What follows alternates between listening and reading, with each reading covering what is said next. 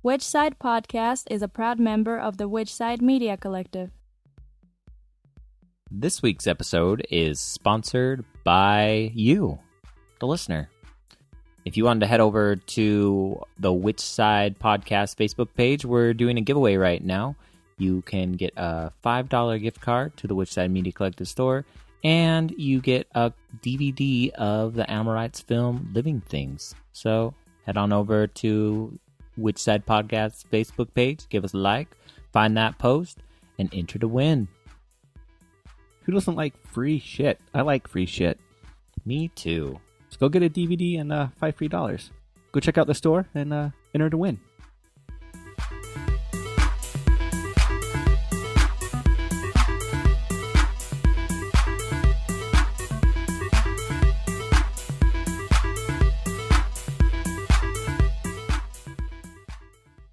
This is episode 193. Yeah, we talk with Alice Carnes and John Zerzan. You know, we've talked about it in the past. Neither one of us are primitivists, but we have floated with the idea and have been, definitely have that leaning, mm-hmm. right? But I loved talking with John and his partner Alice. They're just absolute sweethearts, and even though we don't necessarily agree on everything, they're would be the perfect neighbors. That's the best way I could describe it, right? You could definitely chill, you have some conversations about some deep shit, maybe not agree with each other, but walk away still loving. Yeah, totally. So stick tuned for it's a good conversation. I really, really enjoyed it, and I hope they enjoyed it as well. So stick tuned for that. Hey, Jordan, what news and events do you have going on this week? On July 9th in Ukraine, the entrance to a Kiev zoo was redecorated. On July 10th in Sweden, hunting towers and feeding stations were brought down. In Czech Republic, hoax bombs in protest of puppy mills on July 11th. On July 13th in Italy, dogs were rescued from a puppy mill and the cages were destroyed. I always love hearing these stories and seeing increased activities in certain countries.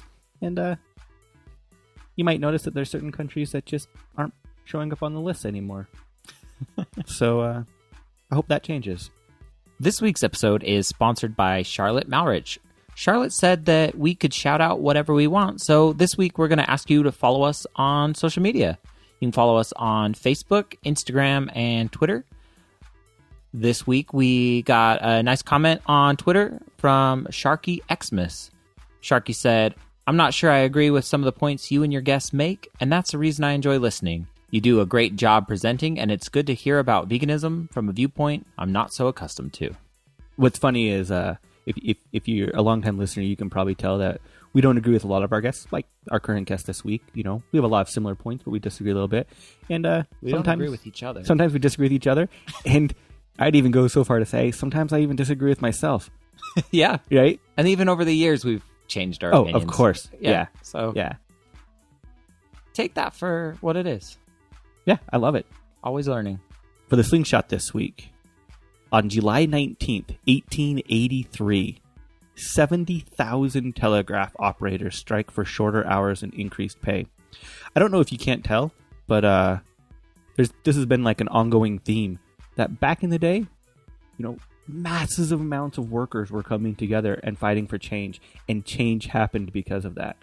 So hopefully we can get back together and get some real change for each other, for the planet, and for the animals. If you like these little tidbits of history, I pulled them out of the Slingshot Personal Organizer. Go get your shit organized at a local info shop or an online info shop like AK Press. And just remember, they actually don't pay us for this. We just really like them, so help support them. I sincerely hope you enjoy this episode. Which side are you on? Which side are you on? Which side are you on? Which side? Which side are you on? Which side are you on? Which side are you on? Which side are you on? Which side are you on?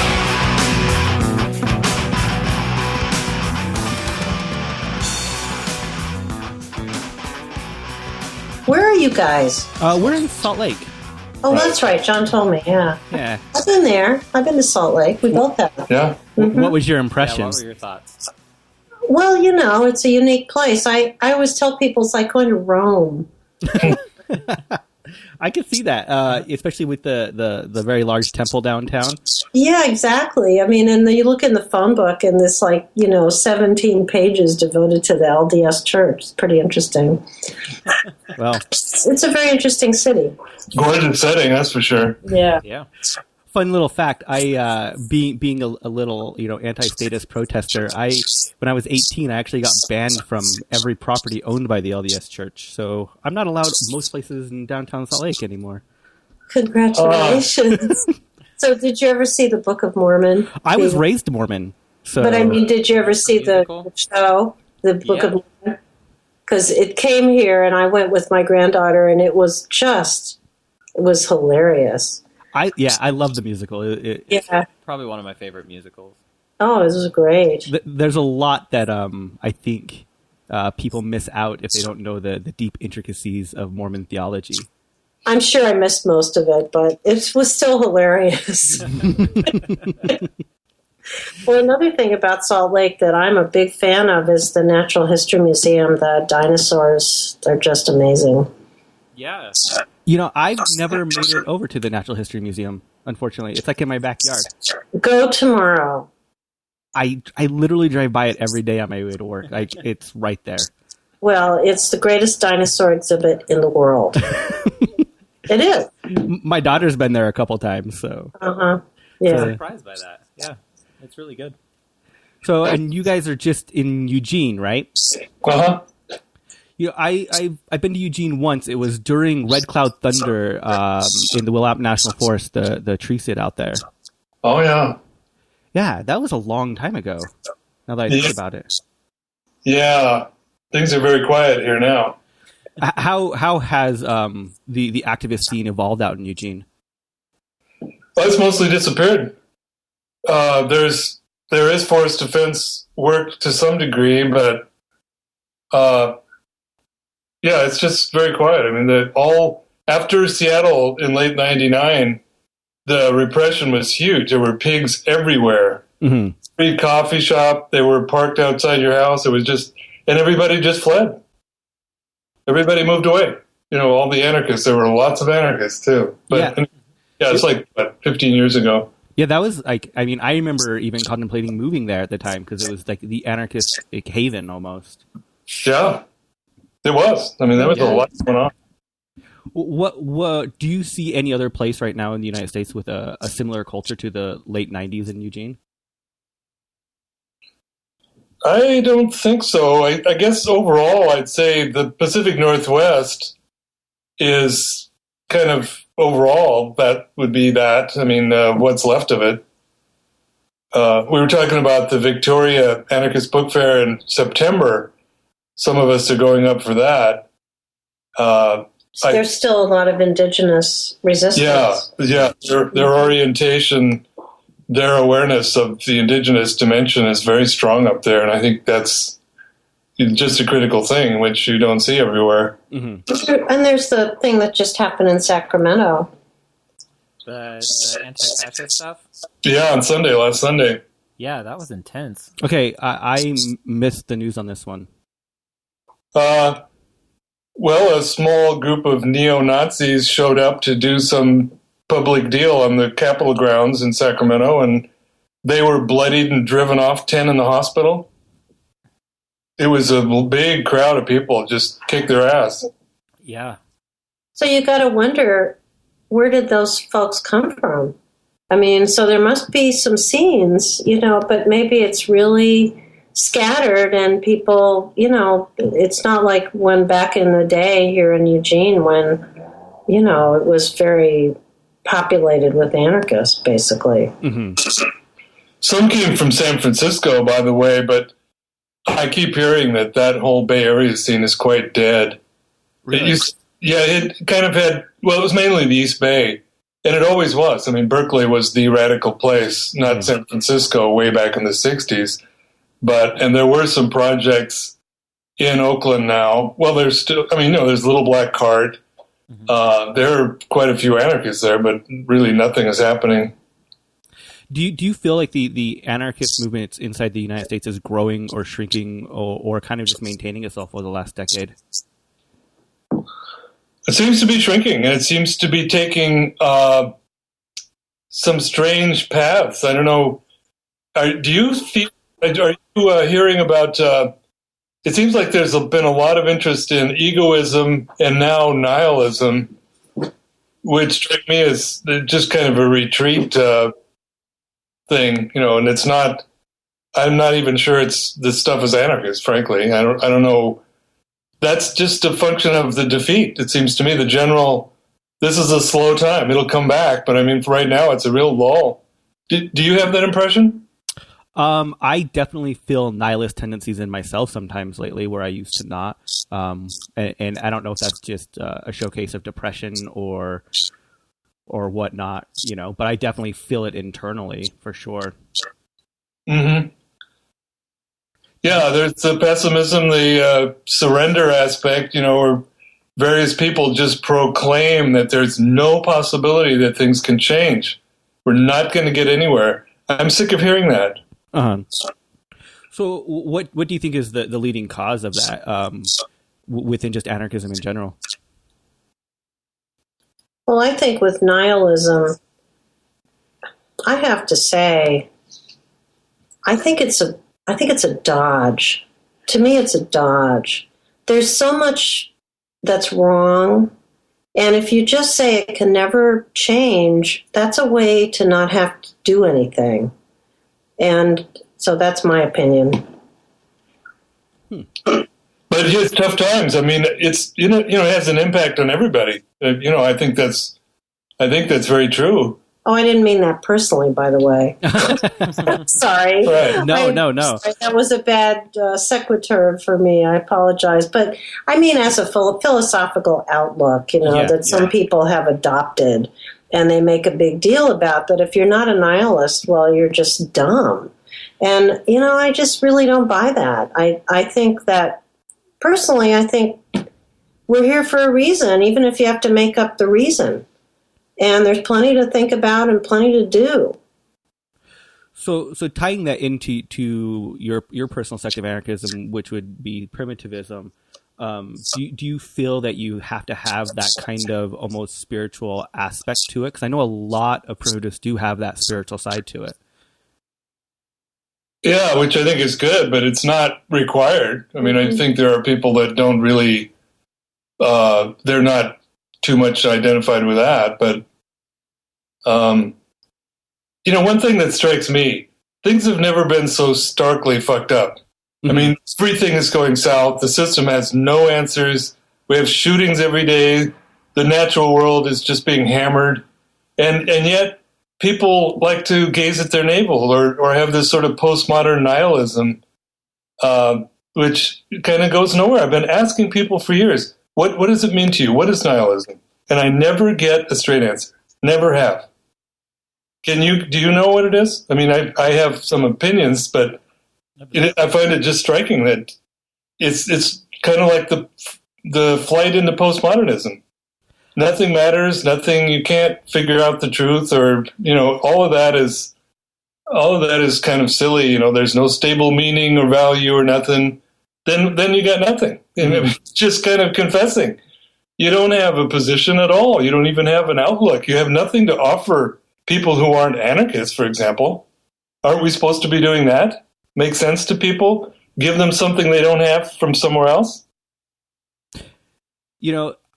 For myself, I believe if you have if you follow nihilistic philosophy and actually believe that, I don't see a point in actually continuing in existence. I don't understand why you would want to continue to live and be a human if you're a nihilist or a misanthrope or you go down those different paths. And it's interesting because as an anarchist, I do believe that there is meaning in our day-to-day life. It's our interactions with each other and how we equate that with the larger globe and the environment.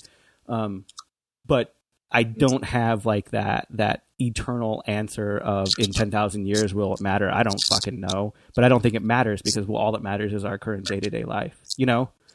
Yeah, I couldn't agree more. And what are you going to do next? What are you going to do now in a situation that you find yourself in? How are you going to act? How do you think about it? Do you have any empathy? Because I think sort of a side effect of nihilism is you don't care about other people. You know, it's an instrumental outlook. And, you know, it's me first. Mm-hmm. So, you know, and that's all that counts. I feel sorry for people who have that outlook. Don't they? Have they never experienced love? You know, and how many of these people have kids? I think not too many. Mm-hmm. How can you have kids and be a nihilist? You'd quit changing diapers. You know, I mean, it wouldn't work. It's a little ironic because I do know that primitives do get a lot of the exact same criticisms, right? So how would you answer those exact same criticism where they say that primitivists don't necessarily want human life because if you really took a huge step back, the world wouldn't be able to exist with 7 billion people, right? Well, yeah, there's the overall question of overpopulation and what drives it.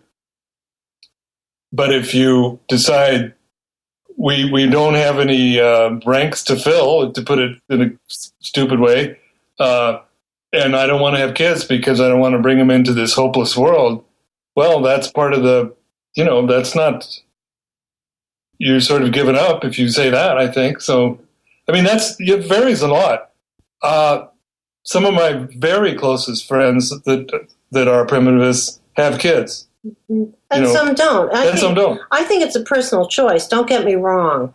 And I think, you know, some people who don't have children of their own, you know, love kids. They might be teachers. They might be, you know, friends of theirs have kids, and they're, you know, in other words, it's possible to not have kids. I mean, I think that's just fine. But I'm just saying, if you're a nihilist, if you're an egotist, well, it would just be a big pain in the neck to have kids. You know. Yeah, it totally would. I mean, having a kid myself, I don't know how you could go through trying to, you know, raise this little infant that has complete, you know, reliability on yourself, and you're just being like, that doesn't fucking matter. You know, why would you even feed it? Why would you do anything? Well, you might as well be a meth addict. I mean, that's how meth addicts treat their kids, and they're also completely self-absorbed. What's the difference? I don't see the difference. You know, we're here with other people. We're here with other beings. And, you know, we have a responsibility to other beings. So it's very sad to me. Mm-hmm. So what is both of your origins with activism and then anarchism more in general? Like, what brought you to anarchism and then activism broadly and kind of radicalized you? Well, I happened to be, you know, in Berkeley and San Francisco in the 60s, so I just happened to be at an incredibly interesting time and place, you know, so that was just marked me a lot. It, you know, it still does, so it goes way back to there. Was there anything specific that really like brought you towards the anarchism path in the 60s, or that just the general culture of the time? The general thing, you know, because it's funny. Some of us looked for anarchists in the 60s, and it's kind of surprising. There was so much Maoism and all that in North America, and there really weren't any. You know, there were in a way, in a general way, but not specifically. There were the Wobblies who didn't pay any attention to the 60s. They were doing their little union thing, and it could have been the 50s for them. They weren't involved in anything much. So what happened to me was I fell in love with this guy who's an anarchist. And, you know, and I was 40, and, you know, I was raised in a fairly conventional way, but my parents were always advocating that we should think for ourselves, and you know, they didn't roll over for stuff, and they knew shit from Shinola. So I had a good upbringing in that way, and when I found out that anarchy means against hierarchy, I thought, oh, so, because, you know, the whole propaganda about it is, well, it's like you throw bombs into buses like in Russia in the 19th century. And so when I realized that it was a philosophical outlook and that it goes way back to our origins as humans, living in face-to-face groups and no hierarchy. And then the other thing that happened was through my work, I do exhibit planning. I've had the opportunity to work sometimes with Native people. And so it just became so crystal clear to me that the way they see the world is really different than the way I saw the world. And so I learned a lot from that. So John, what really brought you towards the primitivism side of anarchism? Like, did you have an aha moment, or what was that gradual progression there? Oh, progression, looking into technology, which, you know, if you follow the thread, it gets back to domestication. That the road seemed to lead there. So then, well, in the 80s, I started to read a lot of anthropology, which I never knew before. I never had taken any course in it or anything.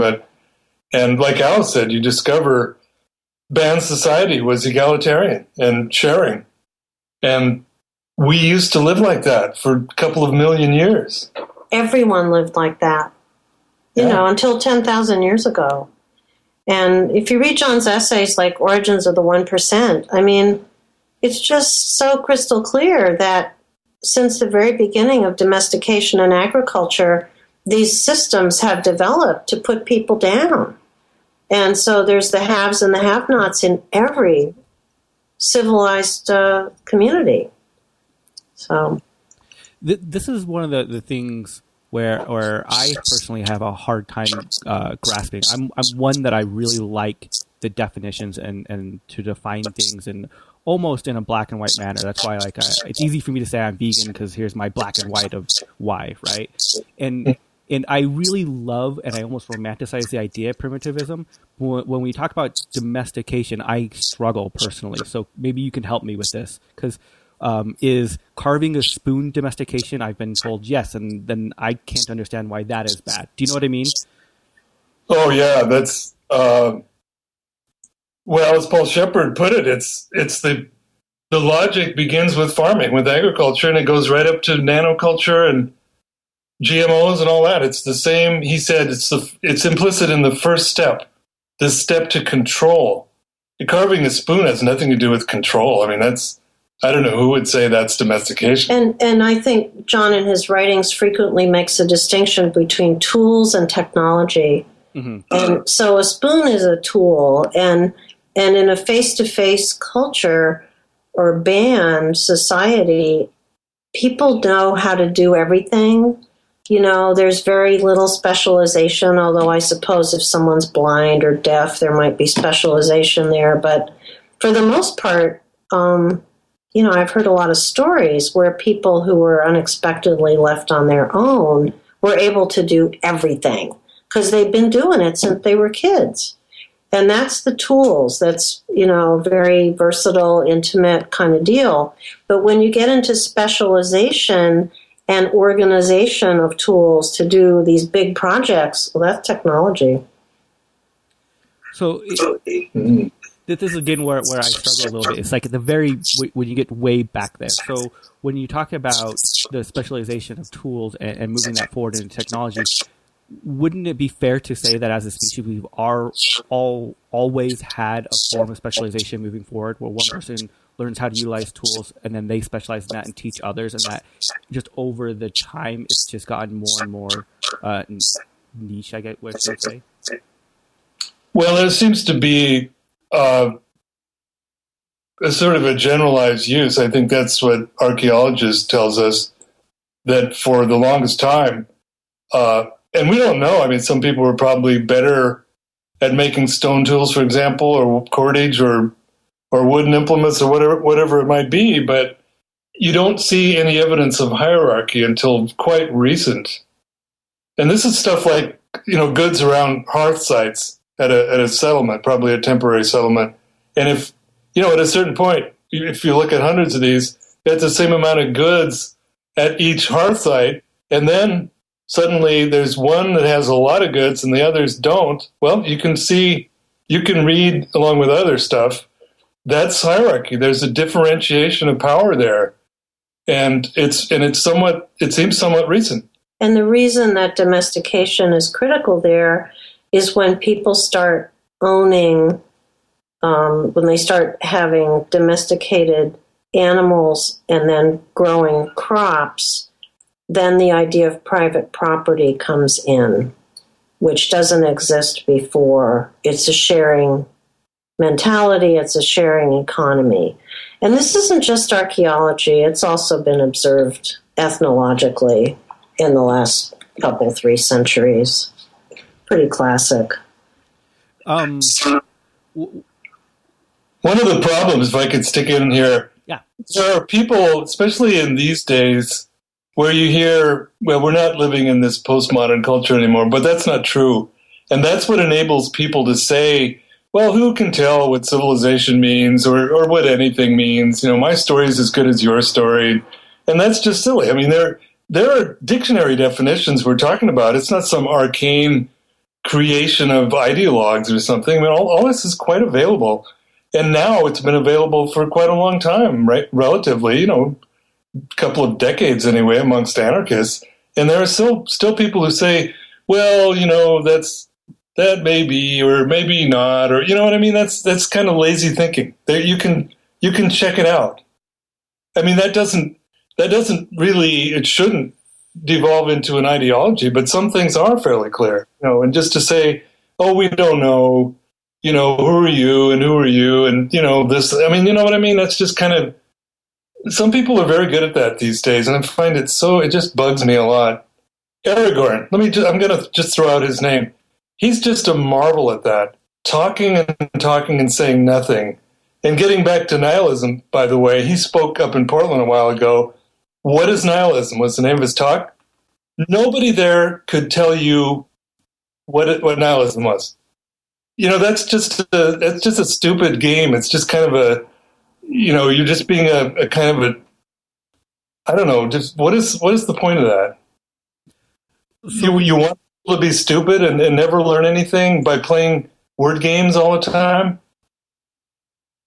So do you feel that like primitivism in itself is more of an ideological, like philosophical point of view of this is the best way, so let's take it from there? Or do you actually have a roadmap or a path to getting back to that state? Well, no, I don't think we want to have that. I don't think it'd be healthy to have any kind of blueprints and all. But if you're anti-authoritarian, you're looking for what that means. What are the roots of authority, of domination, the roots of this crisis, which exists at every level and at every sphere? Well, it's there. And, or we'll just stay kind of stupid and debilitated by saying, well, who knows, you're authoritarian if you have some evidence or some tentative ideas. No, that's not going to cut it. That's obviously continuing the defeat instead of moving forward. So if we don't want to build a road path towards primitivism, then what is the best way for primitives to model their daily life right now? I think it has to be to keep trying to get this perspective into more general discussion. Because when every shooting, which they happen every day now, and it's always a senseless tragedy. It's always described as a senseless tragedy. And, the whole way the culture is set up to just distract people from the actual, just raging destruction of the planet that's going on, both psychologically, socially, and physically. And there's absolutely no mainstream discussion of the role of civilization in this, that civilization is the driving engine that's pushing us in the direction of, complete obliteration. And I'd add to that, technology now makes all the promises and the claims. It really isn't political ideology so much anymore. Although it is politically, the technological thing is political, and it's almost no anarchists are interested in that. And that is the name of the game. It is swallowing everything. It's deforming everything. It's reworking everything, our very consciousness. What experience, what constitutes experience. I mean, all these fundamental things. And there are a lot of anarchists that still want to reenact the Spanish Civil War or something. Jesus, this is 2016. Are we interested in what's happening in this world at this time? To me, this is a very practical matter. You've got to address, we don't have to, but I think it would help, address the pressing stuff that's going on and explain it. If you don't know, you don't want to know why, then, why would you be even political at all by any definition? But there's all too much of this. And now, and maybe if I could, I don't know if you want to go away from that for a minute, but, this ITS wild reaction stuff, more and more of that, right? Supposedly, not only in Mexico, but the attack in Rome, the attack in Helsinki very recently, and all these things that they publish. And talk about nihilism. And don't get me wrong, I wouldn't say that nihilists I know have any truck with that or gleeful when bystanders get blown up. I definitely wouldn't say that. But I'm wondering, here's your nihilism in some way. What do you make of it? And I hear a big silence on that front as well. What do you make of it? I got to be honest. I'm not quite familiar with the actions that you're speaking of. Maybe I'm too absorbed in my technological world. Well, it's not. It isn't well known outside of some anarchist circles. There's a lot at, say, anarchistnews.org, but we're seeing more. I mean, this started there were one or two groups apparently in Mexico about 5 years ago, right? They were very Unabomber type groups. Mm-hmm. Their statements were like word for word Kaczynski. It was almost funny. But now, what's happened in just 5 years is, well, Kaczynski was a leftist. He thought there could be a social shift, that we could deal with this. We could get rid of the technology and get rid of all these systems, all this oppressive stuff. Now they mock him because they're so nihilist now that only a totally stupid leftist would believe that. As if anyone who wants to change things is now a leftist. That's a nice sleight of hand too. Anyway. We probably shouldn't get off into that, though, if that's not something you're very aware of. Yeah, I just know a very little high-level, kind of almost headline-y views of what you're talking of, unfortunately. Hey, how did you guys, what drew you into anti-authoritarian politics and your project? For me personally, it stemmed from animal rights, becoming an animal rights activist, breaking the bounds of my religion, and then looking at capitalism in general. As originally looked at how capitalism affects animals and the hierarchy that exists between humans and animals, and then how that affects humankind, and really that's where my divulgence happened and where I really stem from. Mm. And mine's very similar. Although as a kid, I always just had a problem with authority in general, and so and that led to understanding hierarchy and obviously not wanting it. So, kind of went the anarchist route. And both me and Jordan both kind of have acknowledged this, that we called ourselves anarchists way before we even knew what being an anarchist really was. Yeah. It was more that punk ethos of anarchism, mm-hmm. right? For really understanding the self-determination, the mutual respect, the absolute abolition of hierarchy aspect of it. Mm-hmm. So one of the things that's been very hard for me with primitivism and specifically some of the things that you have written on that I'd love to get your feedback on is like your writings on the abolition of language and art, specifically. That's one of the things that's what stops my further exploration of like primitivist ideas sometimes. Well, I think be careful what you write, because then it'll come back and bite you in the ass.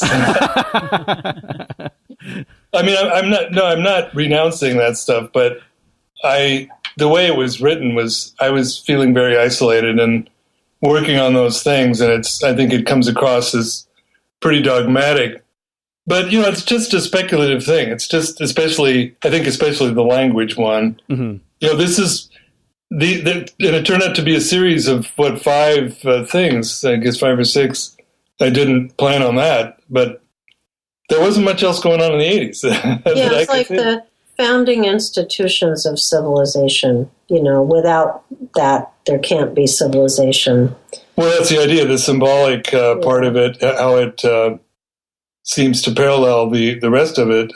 But it's like I said, I think the language one is the least nailed down. I think the other ones are sort of obvious, number and so forth. I don't think there's too much to argue with. What you make of it is something else, but they're just speculative essays or forays.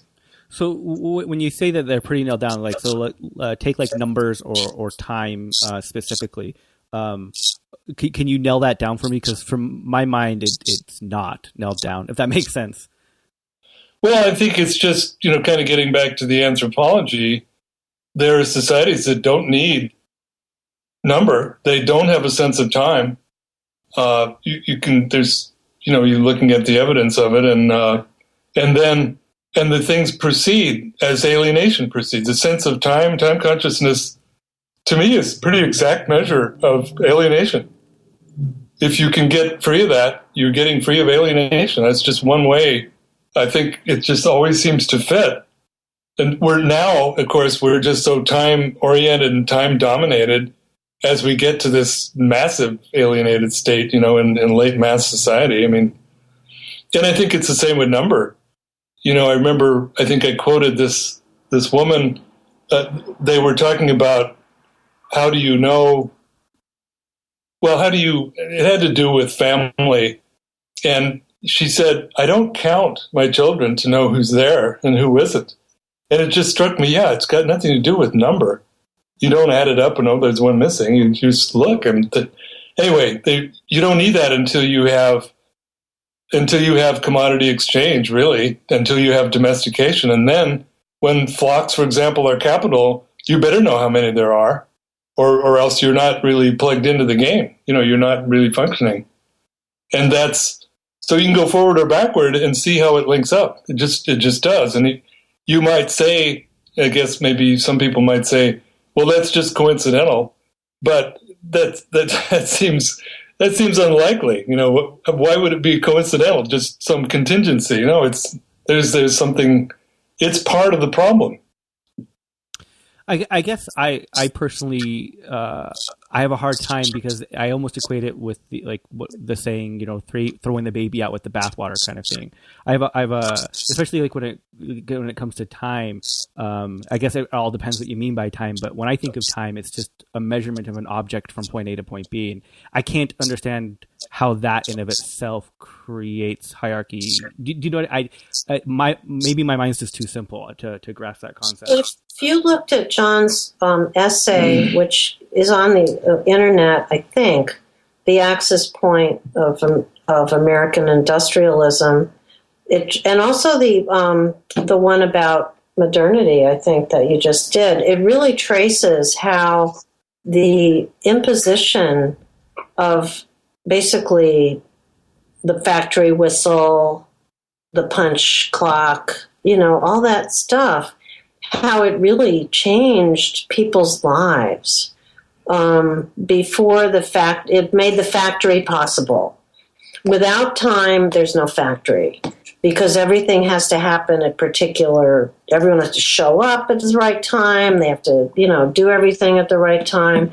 And, I'm sitting in front of this laptop now and it's ticking off the minutes, and we had to be here at 5:30, and that's all part of it. But I just want to tell you that our grandson just warmed my heart when he told me a couple weeks ago. He said, "You know what my goal is for the summer?" He's 10. I said, "What is it?" He said, "My goal is that I'll never know what day of the week it is." I said, "Boy, that's a great goal." See, what's hard for me is I 100% agree with all of that. When you're talking about the clocking of the workers and building up your life around these time institutions, I'm 100% against that aspect of it. But the aspect of time in general, I have a hard time with, if that makes sense. Well, yeah, that's two different things. I mean, they asked Einstein what time is, and he said it's what a clock measures. Mm-hmm. And so, that's it. You're not getting into the cultural and social stuff just going that far. Okay. I mean, you could look at it purely in terms of physics, that sort of thing. But as a social institution, that's where it's no longer a neutral thing, as Alice was saying. You can peg it to these developments or not, or where there wasn't a time consciousness and how you had to beat it into kids, and they're still doing that. I mean, not that they walk out of school and they don't get the lesson everywhere else as well, but, it's just one of those pervasive things. It's hard to imagine being outside it, although some people have, very poetically, and you can imagine the state of freedom. And when people didn't need that, and maybe we won't need it at some point, when, as Alice said, the production part of it, right there, you got to have that. You got to have people obeying the clock.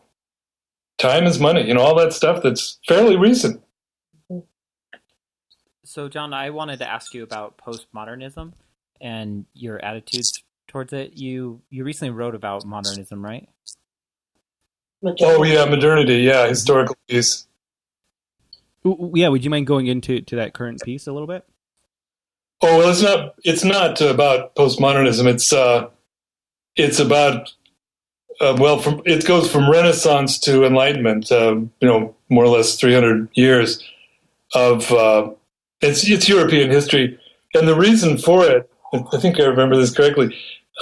With Alice's help, I'm working on something called a People's History of Civilization, noticing that the different pieces that I've done that are mostly history, if you put them end to end, it's kind of a narrative. It's kind of roughly a history of civilization in the West, and that was a whole. So a few months ago, I started working on that, just to fill the hole. But it's also very interesting in itself. But that's why that's it's just then the book is more complete with that piece in it. That's all. Okay. Do you see any positive coming forward out of civilization, or only negative? Good question. Well, we find pleasures, we find satisfactions, we find love, and we're in civilization. No two ways about it. But everything is so mortgaged. It just becomes. You look outside, you think about the future of kids and so on, and man, it's bringing everything down. And I think Shepard was right. It gets back to that domesticating spirit, that inner logic of control, always more control. You can't have a free forest or anything else. It has to be tamed. It has to be put, so it goes back to that. I kind of view, I think this is just where the difference of where I am is I view all of that as constraints of capitalism, the idea of needing to tame and needing to control, and you take it one step further all the way to civilization.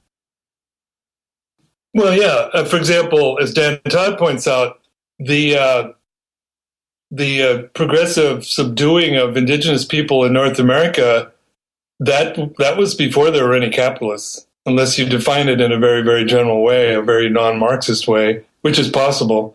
But that wasn't a project of capital, really. The capital kind of came after that, right? In terms of modern development, it was certainly pre-industrial, and so it's more enveloping. This is capitalism, obviously, and sometimes I'm surprised when more people don't say, "Well, how come you never mention capitalism?" I'm kind of glad they don't, because I'm kind of assuming they realize that's included. That's just assumed. That's certainly we're against capitalism, and there's a lot of good literature on that. But that's not what we're exploring or contributing. In terms of that. I think capitalism is the predominant world order. Kind of like the Roman Empire or the Holy Roman Empire, or Mesopotamia when it was in charge, which was a theocracy. It's all civilization. They come and go. And capitalism, came, and it's a big deal, and it's going to burn itself out. That seems clear to me. It's untenable. And globalization, by the way, this Brexit stuff in the news, and some people want to make out that Trump is anti-globalization, which isn't totally true. But anyway, 15 years ago, it was a pretty raging so-called anti-globalization movement. Mm-hmm. From Seattle to Genoa, from 99 to 2001. It was pretty darn interesting, but it really wasn't very anti-globalization per se. Too bad. I mean, there was a lot of juice there, a lot of good stuff, but it wasn't very thoroughly anti-globalization at all. It was still a leftist thing. So, and on the left, of course, they're fine with globalization. Why would they be against that?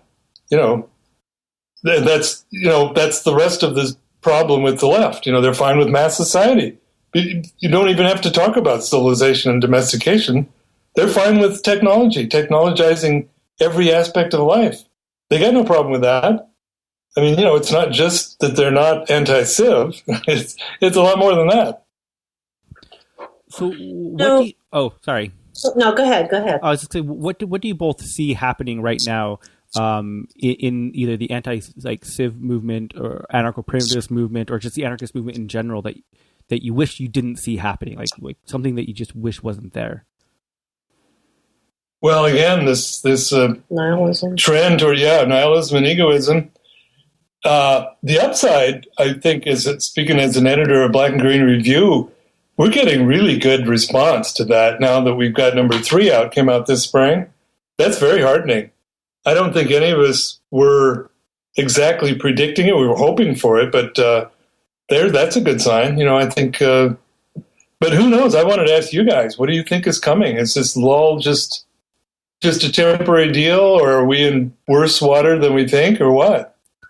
Oh man, I don't know how to answer that one off the top of my head, but I'm glad that you brought that up, the publication, because I still have quite a few old episodes of Green Anarchy, and I think like your new publication does it feel like it's almost picking up where like Green Anarchy kind of left off? Yes, I think so. I think all of the editors would say so. And then I'm just kind of thinking about your question. Where I don't know. I personally flutter from super optimistic to super pessimistic right now.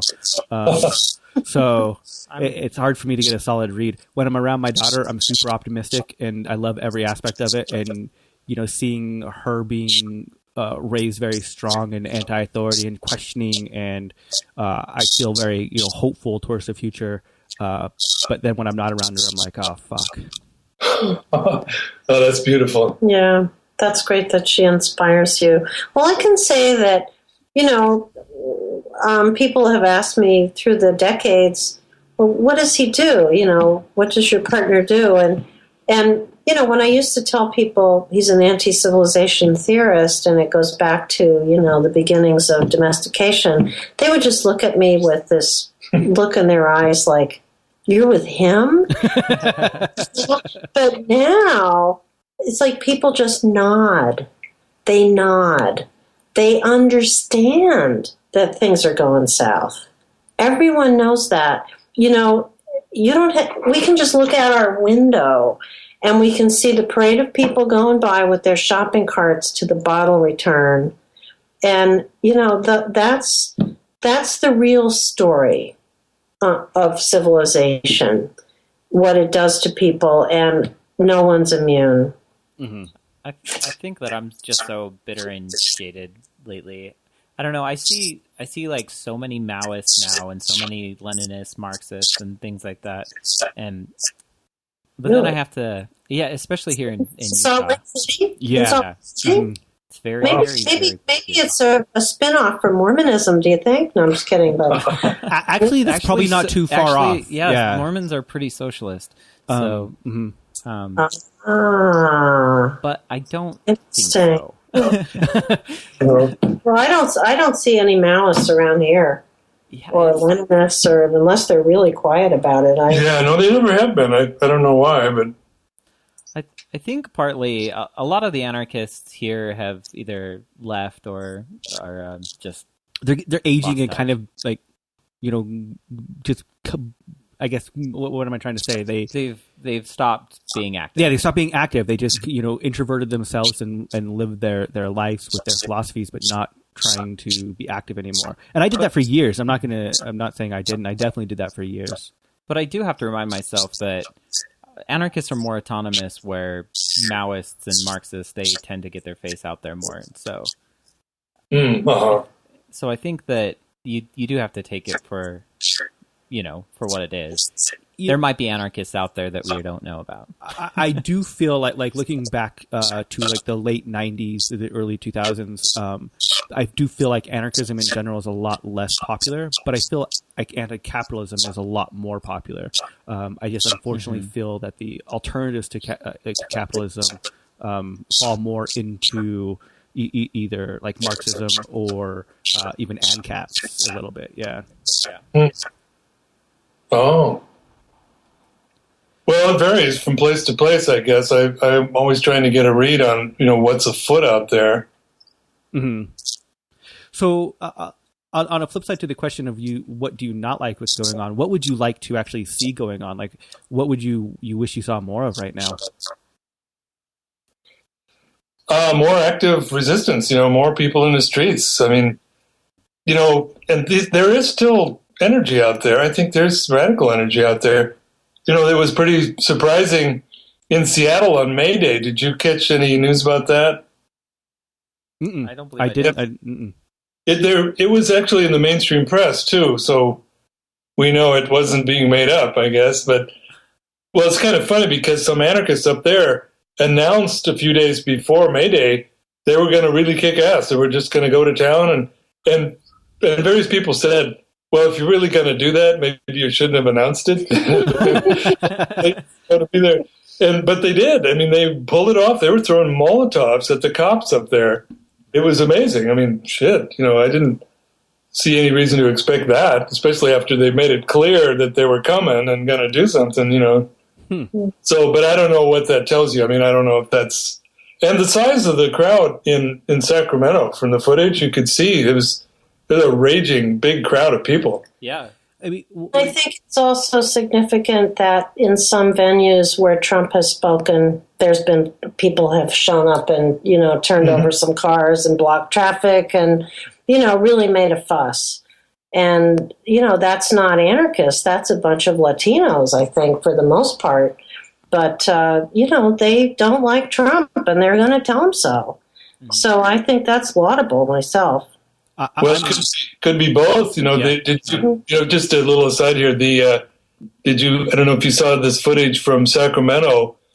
Some of the TV camera crew got pushed around a little bit. They were chased off. They didn't want to be filmed and have the police go through the video later, right? Yeah. Mm-hmm. So they were complaining to this guy, and they had this guy on camera who looked like a middle-aged Latino guy. Could be wrong, but he looked very much like that, even the way he was dressed and everything. And they said, well, what do you think of that? They're expecting him to say, well, that was wrong. That was fucked up, And he just turned around and he said, that's what happens when you mess with Black Bloc. Wow. Yeah, shit. They didn't expect that. But they didn't censor it out either. They showed it on the news. That's Right. funny. That reminds me, I was at the DNC in 2000, and I saw the Black Bloc destroy a C-SPAN camera for the same reason. So, yeah. Speaking of Black Bloc, I don't know if I ever heard your response to Chris Hedges' article about you. Oh, man. What a creep. Yeah, he's a liberal creep.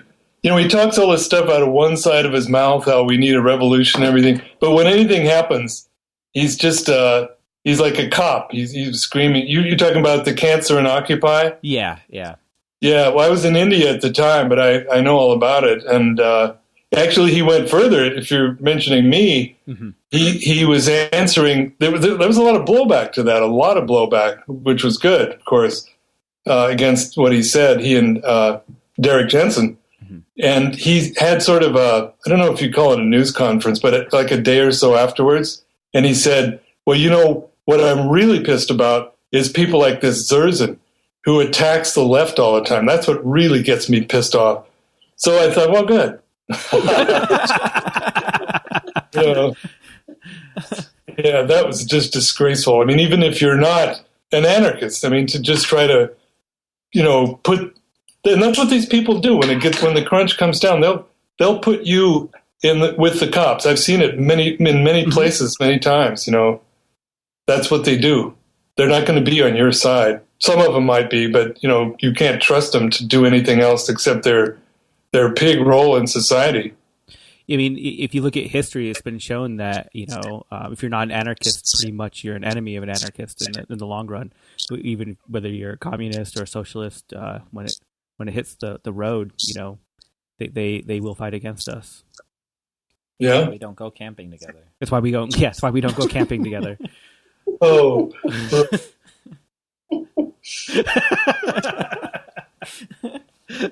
You might have to set fire to their tent.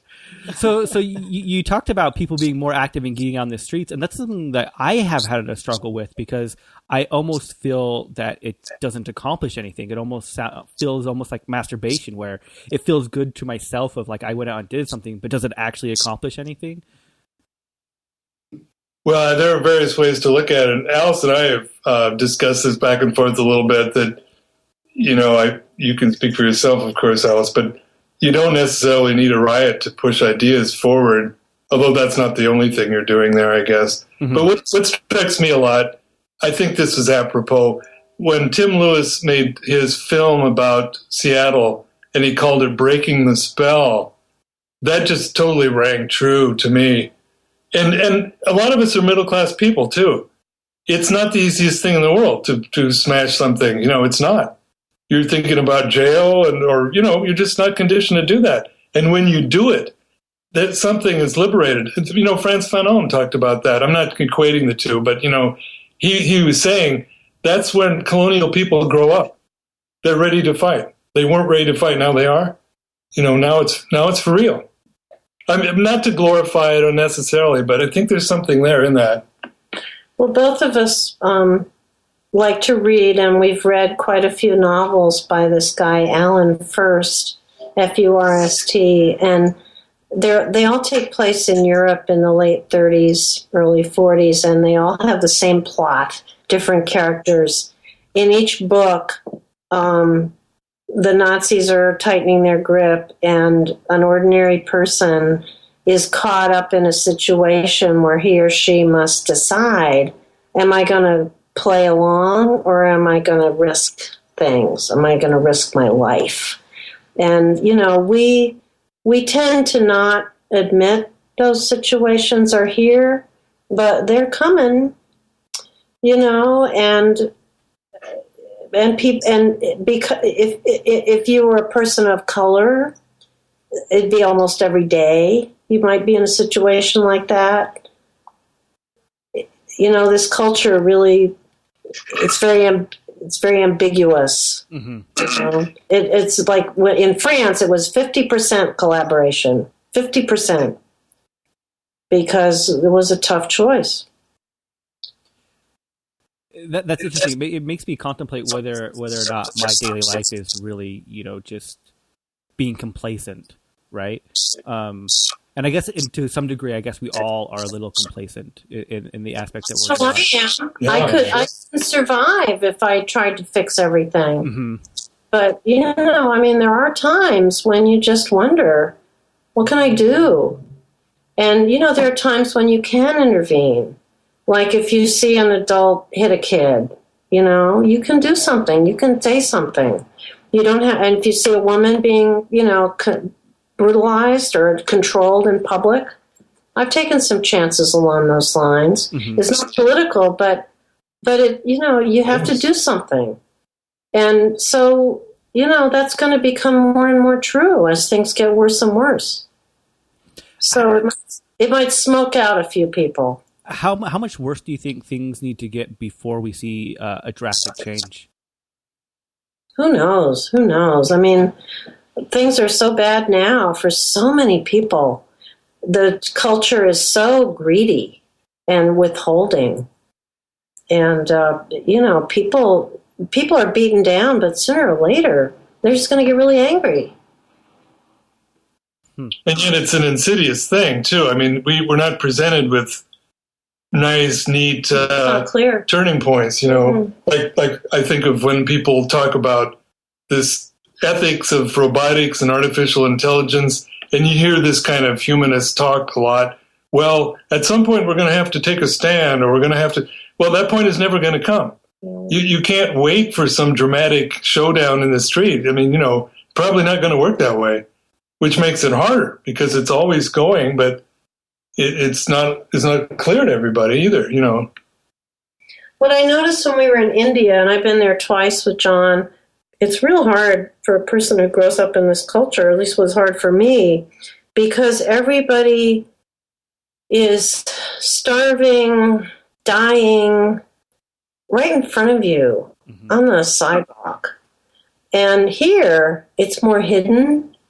There's this shame, and people try to hide away, but it's just as bad here, I think. For kids, for example, all the addictions, it's just as bad here as it is in India. It's just not out in the open. I mean, I definitely agree that things are bad here. But I've never personally been to India, so I don't know. I couldn't equate the two. Well, any third world country, I think. And I guess I feel like having been, just been back and forth a couple of times, I really feel like living in a small city like we do, I feel like it's becoming more and more of a third world country all the time because there's such a small amount of support for people who are poor. In India, there's no support, but here there's just enough to keep people from dying in the streets, just barely enough. And really hard for people to get out of that rat race of being poor and homeless. It's almost a hopeless kind of a deal. It was definitely an eye-opener for me when I went to South America as a kid. I saw a guy wrapped in garbage bags to stay warm, and that's something you just wouldn't really see here. Well, yeah, it definitely gives you that real sense of the problem across the globe. But we know you guys have a hard stop coming up. So I've loved this conversation, and I totally would love to reconnect later. But would you guys mind letting our listeners know how they can get a hold of you or see your work and maybe get more involved with what you're doing? Well, my website, johnzerzan.net.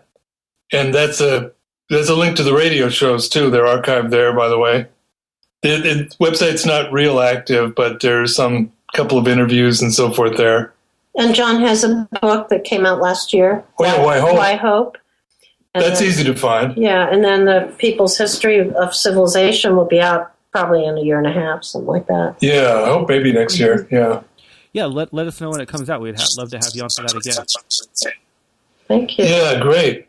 And the reason we have to go is our grandkids are in a performance. We have to go see it. They've been at a camp called Imagine That, and the performance is at 7, and we can't miss it. Oh, definitely not. Sure. Would not want that to happen. Will we end every episode saying "fuck, shit, damn"? Would you guys mind saying it for us this week? What is it again? Fuck, shit, damn. Fuck, shit, damn. Fuck, shit, damn. Thank you so much. Thank you so much. Great talking with you guys. Thanks so much. This week you heard Dog by Moby. Right Now you're listening to King Without a Crown by Modest Yahoo. You know, every week we ask you to go rate and review us on your favorite podcast aggregator. iTunes is the most popular, but we're also on the Google Play Store. We're on Stitcher. We're on a whole bunch of them. Pretty much any place that gets RSS feeds or podcasts, we're there. So this week I wanted to give a shout out to Not a 13-year-old. You know, every single time someone says not a 13-year-old, makes me think You're probably a 13-year-old. maybe 14. Like they're just really proud that they're not 13 anymore, right? But they left this amazing review for us over on iTunes. It said, Jordan and Jeremy do a great job featuring a wide range of political beliefs, as well as a wide range of experiences within those beliefs. The episode with Andrew the Hacktivist is one of the best podcasts I've ever listened to. I really enjoyed that episode. That was an interesting podcast to set up. It was IRCs and weirdness on the internet just to get that thing set up, but it was good. It was good. I really enjoyed yeah. it. And to be clear, we still have no idea. We couldn't vet the person appropriately, as you could probably imagine. So, but hey, some good information in that about security culture and keeping yourself safe in the online and offline world. So definitely go check it out if you haven't. Once again, if you're not our friends on social media, you should be our friends. We post things on our social media every day that we don't talk about on the show. So go find some new fun facts and be our friends. Say something to us and we'll say something back, because we're really kind like that and we like having friends. Just go to whichsidepodcast.com, click on the social tab. While you're over on Facebook, enter our giveaway. Because you want a free DVD and you want $5 to the Whichside Media Collective, don't you? I do. I mean... We should pay ourselves in Media Collective store stuff. For real. Can we be the people that just, like, we don't have on there, you know, if you are a member of the Whichside Collective, you're ineligible, right? Can we be eligible for this? I want $5 off. I'll enter to win. God damn it. I want, like, one of the new bags. I still want some hoodies. There's so much I want out of the store. But if we win, someone will say, what's rigged? Well, yeah. Well, of course it would be. But no one else is entering. So go enter to win to make sure that we don't get it. Fuck shit damn. Fuck shit damn. Whichside Podcast is hosted and produced by Jordan Halliday and Jeremy Parkin of the Whichside Media Collective, with web design by Jordan Halliday and sound design by Jeremy Parkin. Booking by Mari Halliday. Theme music by Commandantes. Go to whichsidecollective.org to check out the other shows in the collective. As always, fuck shit damn.